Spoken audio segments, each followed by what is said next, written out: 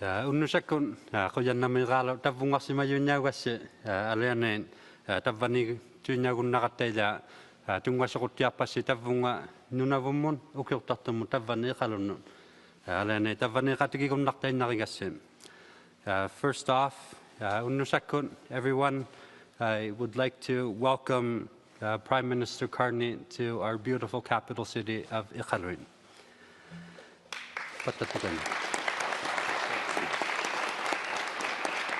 And I'm loving the atigi he's just wearing right now. Fits right in. So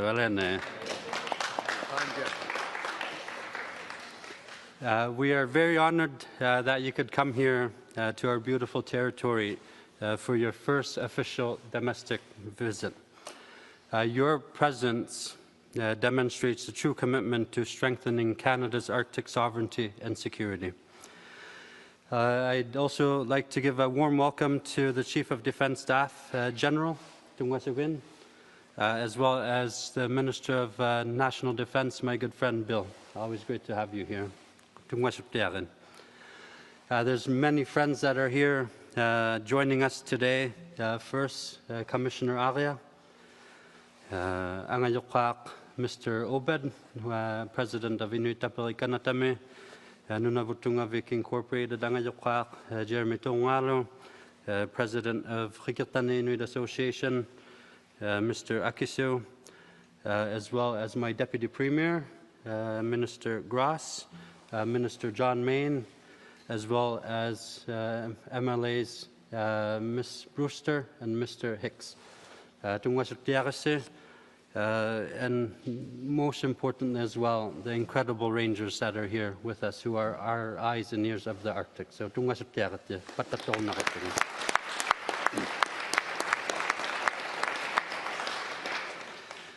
we are facing an ever-changing political landscape, and the Arctic is once again on the spotlight. As Inuit, we have endured a great deal in the name of Canadian sovereignty. Canada's national identity as an Arctic nation was built on the backs of our communities. The Arctic plays a strategic geopolitical role. We are Canada's gateway to the Northwest Passage and a key player in terms of the circumpolar world. Our geographic, linguistic, as well as the cultural connection that we do have to Greenland also uniquely positions us as an opportunity for greater diplomatic presence in the Arctic, forging closer ties with our friends in this region. The commitments to NORAD's modernization and bolstering the presence of the Canadian Armed Forces presence in the Arctic are welcome initiatives. But my focus is on strong, resilient communities. That's the foundation of Canada's Arctic sovereignty and security. To ensure that our country remains as the true, strong, north and free, we need to support the people of the Arctic. Housing is a key to healthy, resilient communities. We need to secure the security of home to pursue an education, the safety of a house to succeed in a career. The government of Nunavut has done our part.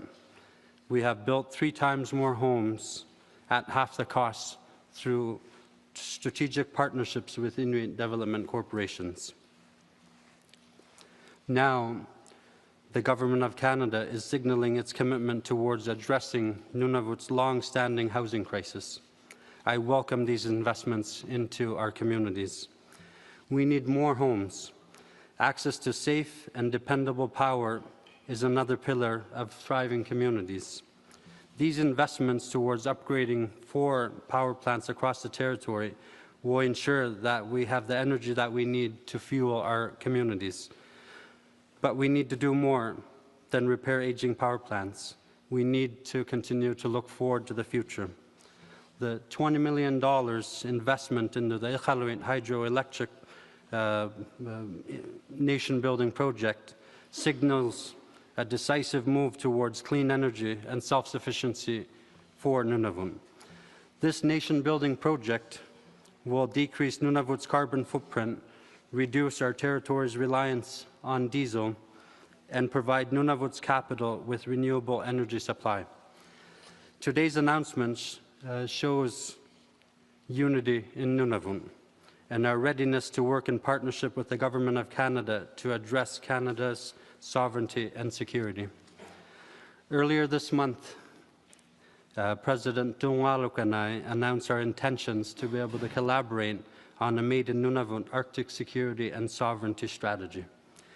We also declared our support for Inuit-led, Inuit-driven nation-building projects that could meet the community needs while also bolstering Canada's economy and addressing Arctic security and sovereignty.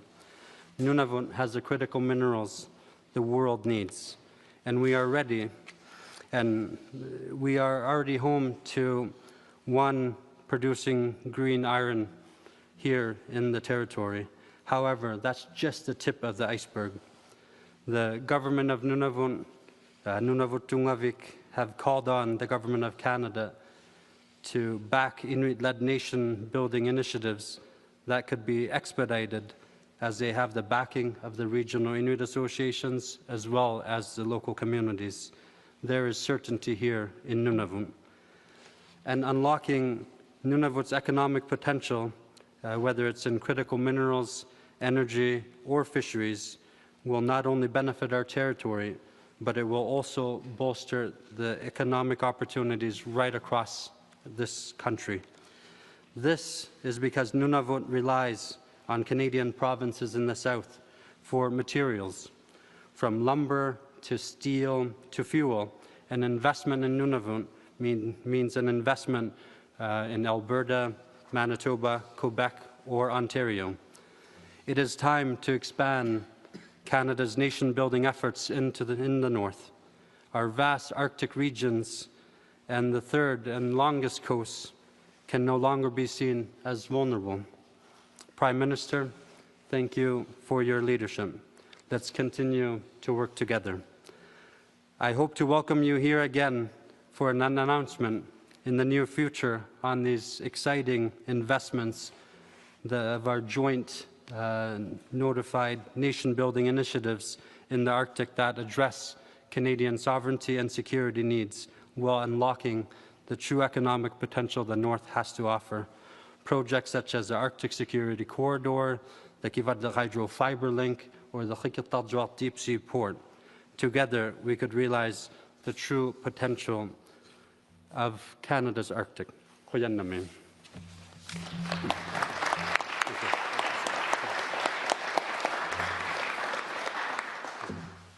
Thank you so much, Premier. Et bonjour tout le monde.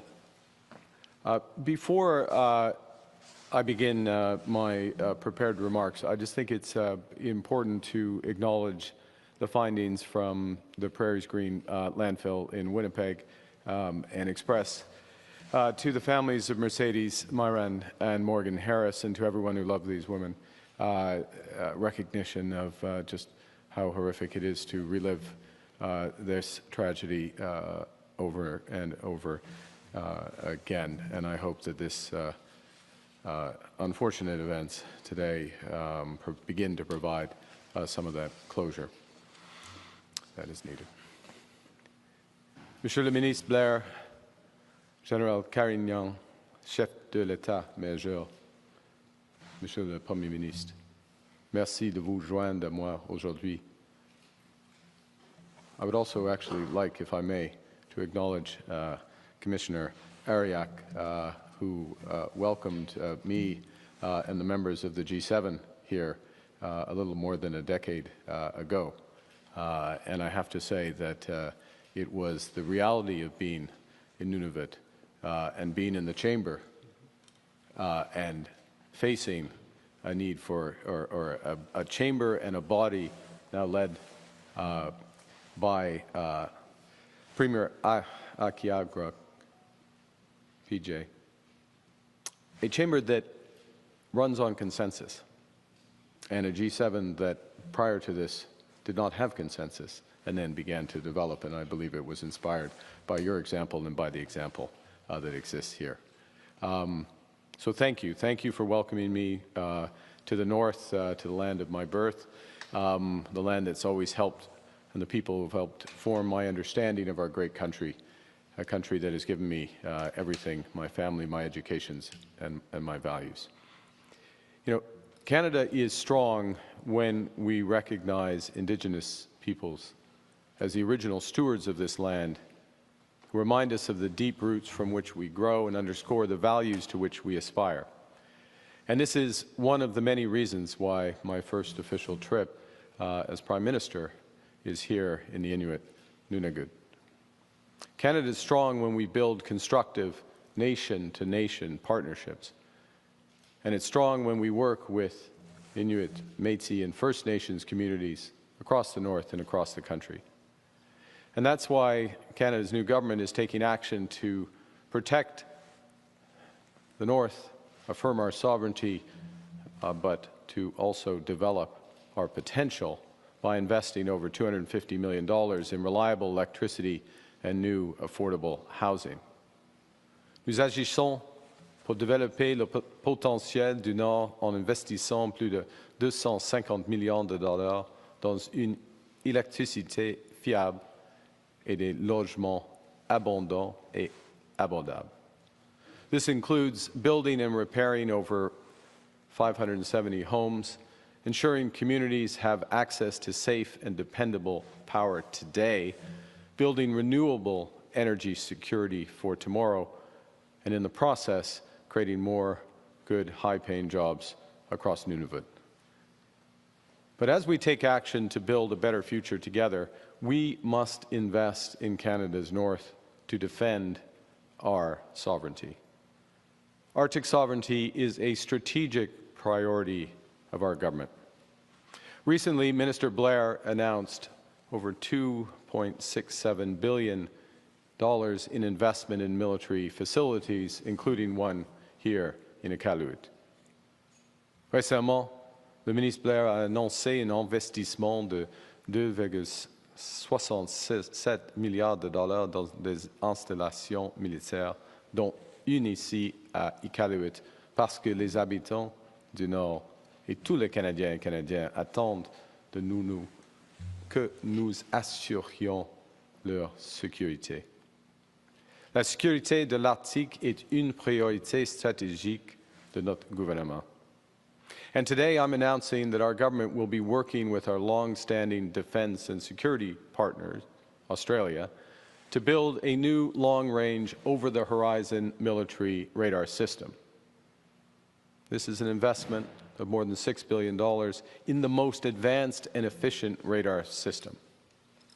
The over-the-horizon radar system will enable Canada to detect and respond to both air and maritime threats over our Arctic faster and from further away. It will, most fundamentally, keep all Canadians safe. Aujourd'hui, j'annonce que mon gouvernement travaillera avec notre partenaire de longue date en matière de défense et de sécurité, l'Australie, afin d'élaborer une nouvelle technologie de radar transhorizon perfectionnée. Un investissement de plus de 6 milliards de dollars. En même temps, on renforce la présence des forces armées canadiennes pour dissuader, détecter et protéger l'Arctique et notre souveraineté.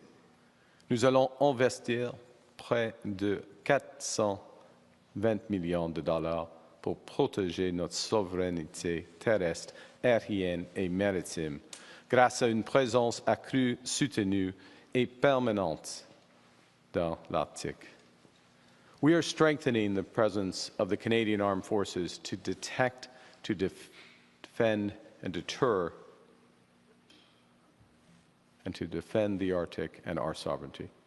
We're committing nearly $420 million to protect that sovereignty with forces across land, air, and sea with greater sustained and year-round presence here in the Arctic. The world is changing. Our adversaries are increasingly emboldened. International institutions and norms that have kept Canada secure are now being called into question. and the United States priorities, our ally, our United States priorities, once closely aligned with our own, are beginning to shift. Our government recognizes that while Canada must be strong in our partnerships, particularly NORAD, and today's announcements will strengthen our commitment to NORAD, well, that is true. We cannot and should not look first to others to defend our nation. Today's announcement helps accomplish both those objectives. We are masters of our own house. Nous sommes maîtres chez nous. Nous contrôlons notre propre destinée. C'est une évidence pour moi, pour mon gouvernement et pour les Canadiens et Canadiennes. Canadians in these difficult times want solutions, not slogans. They want positive action, not anger. They want consensus, not commands. They want strength, not division. Canadians want a government that will fight for them, and our government will always do that. The announcements today will strengthen Arctic security. They'll bolster our partnerships with our closest allies. They'll build the North's economic potential and advance reconciliation with the Inuit, with First Nations and Métis. Canada is and will forever be an Arctic nation. As the Premier just said, this is the true North, strong and free. And Canada is strong, united, and sovereign. Thank you. Merci.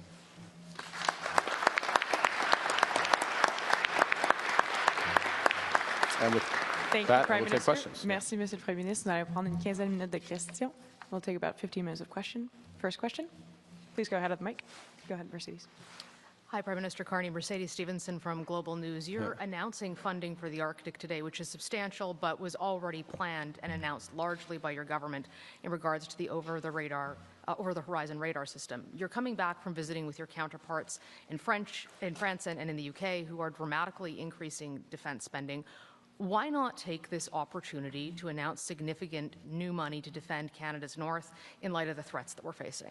Well, thanks for the question, Mercedes. I think the first thing is, if I may, reverse the order, which is what we're focused on is, as you would expect, delivering a more secure country, protecting Canadian people, and doing that in the best way possible. So, well, I'll call it the Arctic Radar Shield has been under development for some time.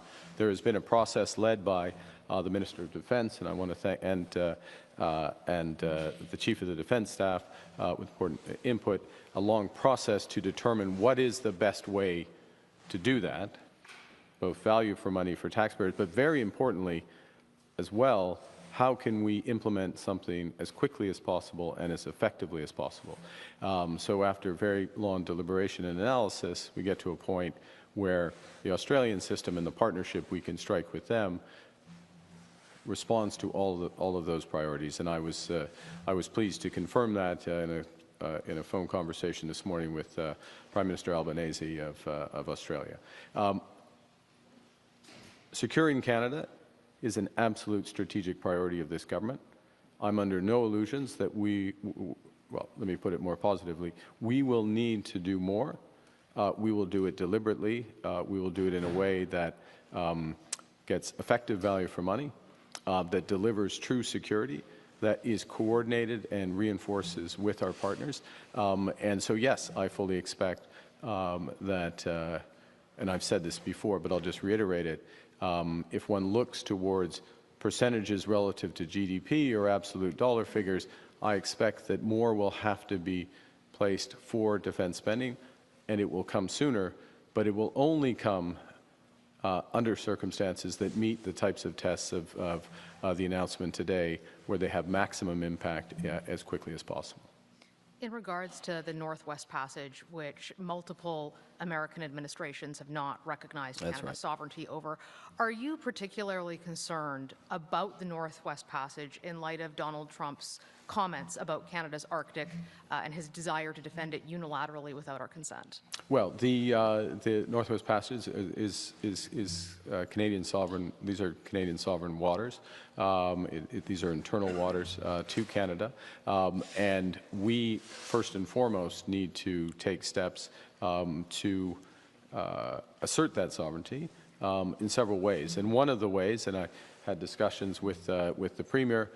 We had discussions moments ago on exactly issues around how we develop communities and economic opportunities abutting the Northwest Passage.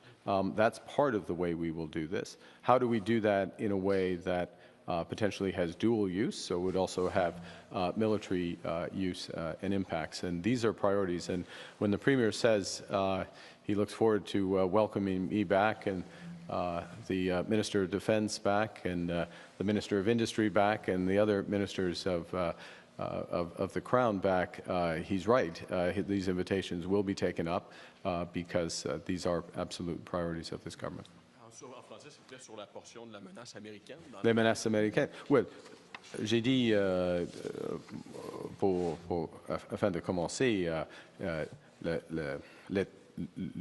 l'étoile de Nord-Ouest, passage de Nord-Ouest, ça c'est du territoire marin du Canada. Ça c'est clair. Ça c'est clair pour nous. Et il faut que nous renforcions notre souveraineté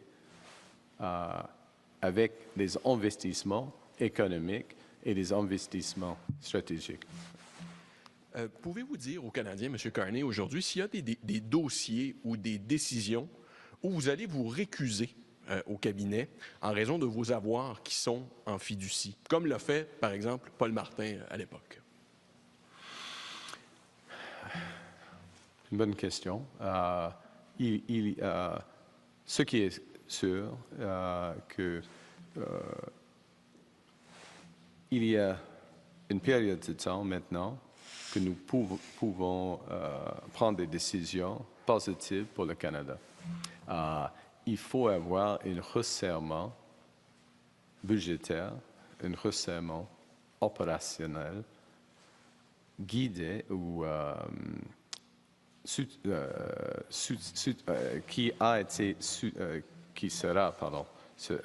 qui vont être soutenus par une augmentation de productivité. Et c'est la raison pour laquelle je parle, juste pour être bien clair, je parle de vos avoirs personnels, de vos actifs. Oh, mes actifs personnels. Oui. Oh, je m'excuse. Je m'excuse. Comme M. Martin a fait, qu'est-ce qu'il a fait? C'est que, est-ce que vous allez vous récuser? Are you going to recuse oui, récuser. Ah oui. Je comprends. Je m'excuse. Je comprends maintenant. Pardonnez-moi. Oui, parce qu'on a des discussions, comme d'habitude. On fait une fiducie avec, mais avec le commissaire d'éthique, probablement il va créer des screens comme M. Martin a fait quand il était Premier ministre.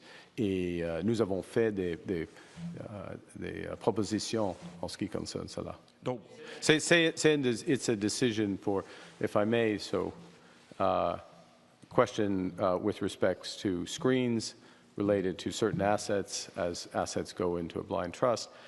These are decisions, of course, of the Ethics Commissioner. So, as you know, as you may recall, my assets have been put into a blind trust well in advance of the requirements, so they've been disposed. But what happens is that there's a discussion with the Ethics Commissioner for certain screens around certain issues, and that's a process that is underway.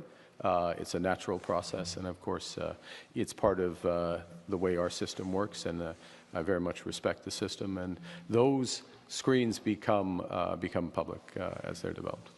Pourquoi ne pas le faire proactivement, peut-être? C'est une question pour le commissaire d'éthique, mais par exemple, si quelque chose a un impact majeur pour Brookfield, ça c'est clair, c'est un screen. Hein. Mais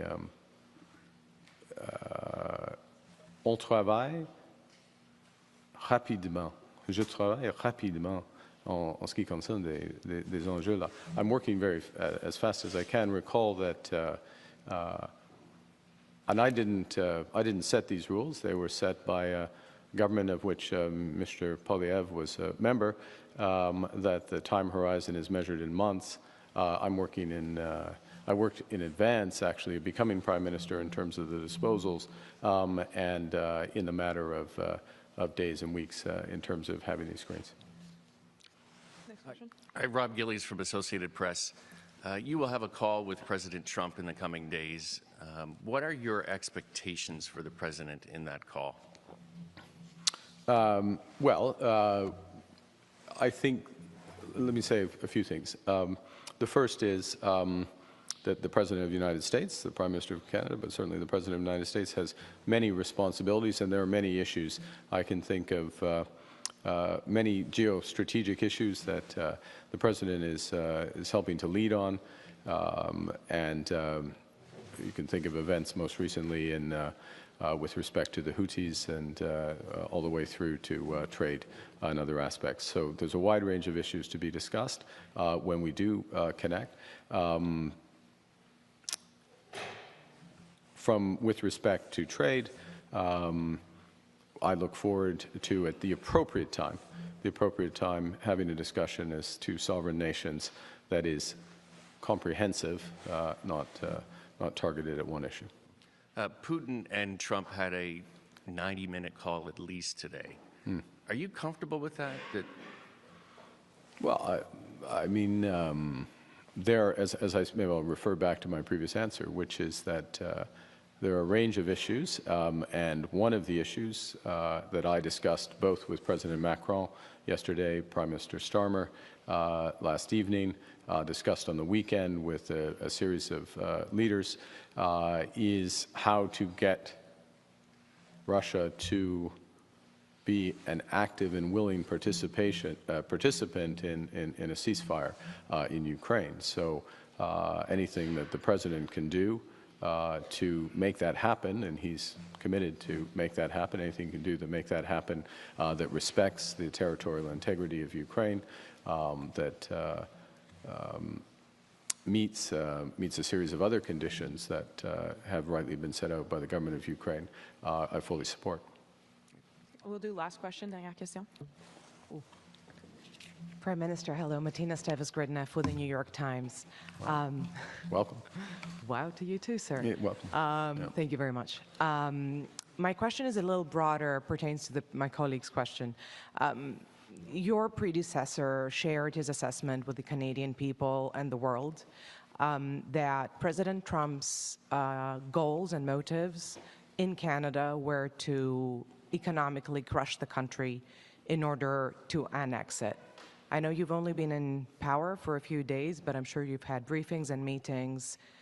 And I wonder, ahead of this phone call with President Trump, do you share Prime Minister Trudeau's assessment, or have you made your own personal assessment about what President Trump really wants from Canada?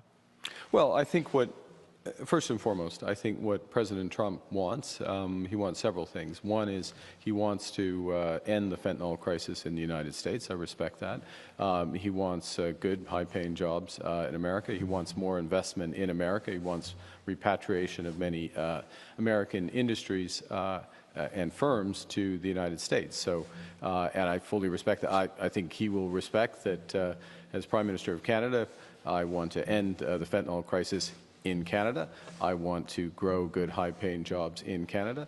And of course, I want to protect with my colleagues and reaffirm and reinforce our sovereignty of all of Canada. So that's the starting point for the discussion. Just listening closely to your answer, just... Peut-être dernière question et je peux faire un résumé. Oui. Just listening closely to your answer previously, it sounded like you may be changing, and listening to what you said last night about the limits of retaliatory tariffs, for example, It sounds like maybe you are nuancing your strategy vis-à-vis President Trump by perhaps leaving trade talks to others. We know you have authorized these conversations to happen in Washington, D.C. as early as this week at USTR level. Are you going to be trying to focus more on positive things that you can talk about with President Trump? I wouldn't necessarily have that characterization. What I'm saying is severalfold. The first, and I'll go back to where you started with your previous question, which is we are focused on building this economy. Today's announcement is, of course, about sovereignty, it's about protection, but it's also about building the economy here in Nunavut. We are going to build Canada. Canada is strong, and it's going to get stronger. We can give ourselves more than anything that President Trump or other trade partner can take away. Okay? That's a basic point. And that if there is a misconception of that in the United States, I'm not saying the President has that misconception, but if there's a misconception of that, we are going to disabuse that misconception.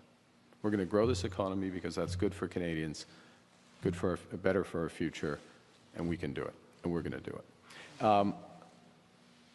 In terms of discussions, what I'm saying is that there are a series of trade initiatives from the U.S. Such that they've called into question the validity of USMCA, since you're in New York Times, how you would refer to it, USMCA. And that means that we should have a broader conversation about our commercial relationship, which also involves a conversation about our security relationship with the United States. So I'm less interested in reacting to every initiative, putting on the table that we want to have that broader conversation. It won't happen overnight. There's no magic one meeting that is going to unlock things. And of course, we have regular conversations with the U.S. on a variety of issues, but the big issues around trade are going to need to be taken more comprehensively, and they will be taken from a Canadian perspective, from a position of strength. We can take time. We're going to get stronger, and these initiatives are going to weaken them. Alors, your first question, afin de faire la traduction, sorry, in order to do the translation, remind me on the first one again? Yeah. I can hear you, though. Okay, I can hear you. The first question was that your predecessor explained that his analysis of President Trump's motives was to economically crush Canada in order to annex it. Do you share that analysis?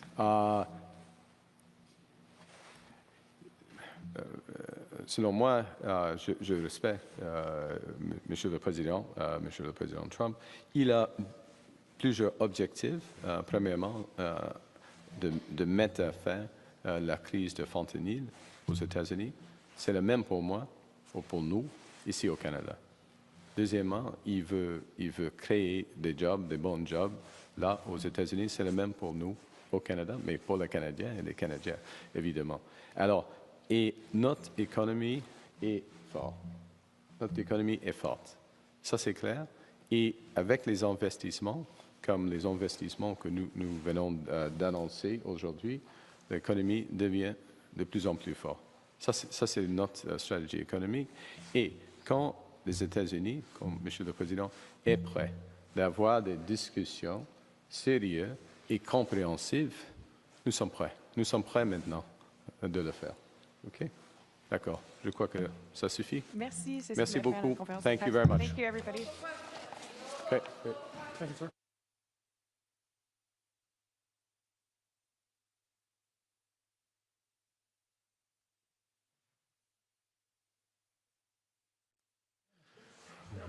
It was almost over. Sorry, but sorry about that. It's okay. TJ here from BC North.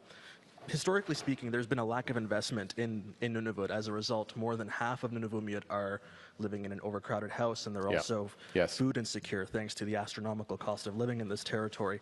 How can people in Nunavut trust you and your government after previous governments have said in the past a lot of words but delivered, comparatively speaking, little action? And how can things be different this time? Yeah, no, I absolutely understand your question. And I think a couple of things. One, you build trust, if I may, you build trust with results, and over time, and particularly if that lack of trust also reflects overpromise, underdeliver. So few things to start that process of building trust and reinforcing trust. First, you listen. You come, you sit down, actually come here, you sit down, you listen to the priorities, you respond to those priorities. Secondly, you make the time. You know, part of my role as Prime Minister is how do I allocate my time? So I allocate my time on my first official, if you will, trip within the country to come right here to Nunavut, because I know the importance of the economic challenges, the scale of those challenges, as well as the strategic importance.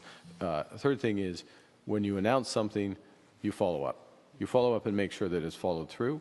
So we have a housing announcement in partnership with the territorial government. We will be following up to make sure as much as possible that the funds are dispersed on time, that the building is done, and as well, and this was part of our discussion earlier today, is as much as possible that the supply chain, if I can use that term, for the housing also draws on strengths, emerging strengths in this economy, for example, in the modular housing sector that is just beginning to be developed. So yeah, I recognize the issue. You build, you respond to it by delivering and delivering over time and showing the importance of being here. Thank you. Was there one other question or? Yes, just one English Yeah. and French. Hello. Mr. Carney, Macdonald Institute said that Canada is sleepwalking into Arctic irrelevance, and they're saying that Think Arctic should become a reflex for the government. First of all, do you agree, and how do you think this should be done? Well, a reflex is something you do unthinkingly. A strategic priority is something you do deliberately and you think through. This is a strategic priority. It's a strategic priority in defense. It's a strategic economic priority. You work in partnership. You work and you follow through. So the commitment is here. I mean, again, I'll refer to my answers previously to we have to deliver on those commitments. The commitments are here, but they're deliberate. They're thought through. They're informed. And that's the way we'll move forward, as opposed to a reflex, which I don't want to focus too much on the word, but something that doesn't rise to those standards. Okay? Quickly in French. Mathilde Servier, Radio-Canada. Vous annoncez une série d'investissements dans le Grand Nord. Vous êtes ici, vous dites, pour écouter les communautés. Ouais. À ceux qui répondent que ces investissements arrivent un petit peu à minuit moins une, qui arrivent un petit peu trop tard, qu'est-ce que vous répondez aux résidents du Nord qui ont ces préoccupations-là? C'est aujourd'hui, c'est le moment. Il faut commencer. Il faut commencer maintenant. I mean, oui, il y a une histoire. Il y a c'est clair, il y a des gens qui sont déçus par rapport à l'action du gouvernement du fédéral. Mais nous agissons maintenant. On commence aujourd'hui et il faut continuer. D'accord. Merci. Merci beaucoup. C'est ce qui m'a fait la conférence de presse. All right. Take time again.